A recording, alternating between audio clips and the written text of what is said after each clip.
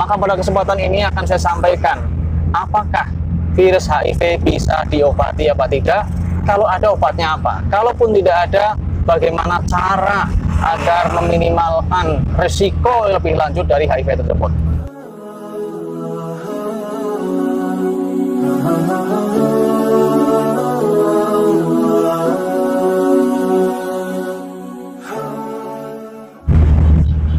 Assalamualaikum warahmatullahi wabarakatuh. Teman-teman sekalian, alhamdulillah pada kesempatan ini saya bisa berjumpa lagi dalam channel Mangkes Mudah, materi kesehatan mudah.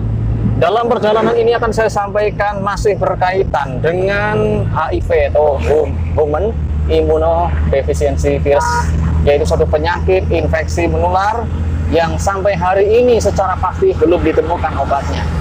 Pada kesempatan yang lalu bila telah membahas beberapa hal yang berkaitan dengan tanda-tandanya, cara masuknya virus, dan komplikasi dari virus tersebut.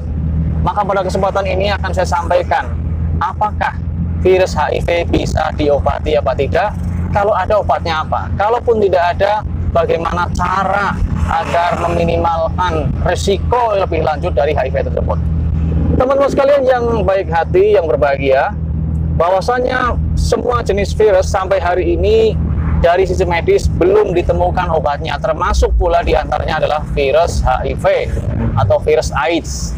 Nah, bagaimana ketika seorang sudah mengalami atau terdiagnosa HIV atau terinfeksi HIV? Maka cara yang digunakan oleh para ahli medis, mereka menggunakan cara dengan memberikan obat untuk mengurangi daya kerja virus tersebut sehingga tidak menyerang begitu gencar, mengurangi daya kerjanya, menghambat perkembangannya, dan juga meningkatkan sel-sel darah putih agar tetap aktif, tetap sehat, sehingga risiko terjadinya berbagai macam komplikasi atau keluhan-keluhan dari tubuh akan terminimalkan. Oleh karena itu, jika seorang sudah terinfeksi HIV, maka dia harus segera mendapatkan pengobatan antivirus. Kalau sudah ada gejala-gejala yang lain seperti demam, nyeri, maka diberikan obat sesuai dengan gejala yang muncul. Itulah yang dilakukan oleh para ahli medis. Ikutilah petunjuk tersebut, karena dari cara yang telah diterapkan itu akan memberikan efek manfaat yang sangat baik. Bahkan dengan cara ini dapat dikatakan, ya qadarullah biiznillah, dapat memperpanjang harapan hidup orang yang terinfeksi HIV. Nah, teman-teman sekalian, ketika seseorang sudah mengalami HIV, maka dia mau tidak mau dia harus mengkonsumsi obat anti retrovirus atau ARV, ya, obat untuk mencegah perkembangbiaknya virus dan menghambat virus tersebut menyerang tubuh secara masif atau secara ganas, termasuk juga untuk meningkatkan kekuatan sel darah putih atau kekuatan daya tahan tubuh seseorang. Nah, ketika minum obat anti retrovirus tersebut, ada efek-efek yang cukup tidak mengenakan badan, dari mulai pusing, mual, kemudian juga diare, juga kelelahan, ada pula sulit tidur. Maka ini adalah bagian dari efek samping obat yang akan berlangsung sampai beberapa minggu. Tetapi kalau sudah beradaptasi, orang tersebut minum secara rutin, tubuh akan membuat kekebalan, artinya akan terbiasa, akan hilang dengan sendirinya. Di samping pula akan diberikan obat-obat untuk menangkal keluhan yang muncul akibat minum obat tersebut.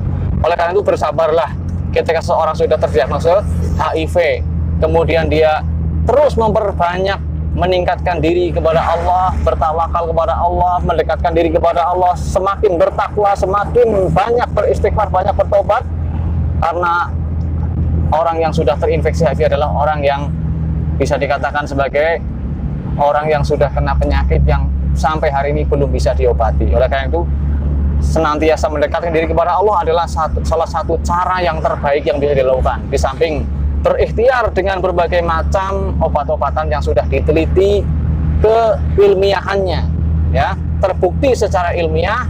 Jangan hanya minum jamu ini, jamu itu, herbal ini, herbal itu, yang belum tentu itu bermanfaat bagi dirinya. Bahkan mungkin hanya banyak buang-buang uang dan waktu, kecuali dengan apa yang dijelaskan oleh syariat, seperti minum madu, minum habatus sauda, dengan senantiasa diruqyah, membaca Al-Quran, ya, sedekah dan sebagainya. Ini adalah tibu nabawi, cara-cara yang islami yang ampuh, yang sudah terbukti secara syariat dan bahkan secara kenyataan itu bisa memberikan efek yang baik, termasuk meningkatkan takwa kepada Allah. Bertawakal kepada Allah ini adalah upaya yang terbaik dari sisi rohani.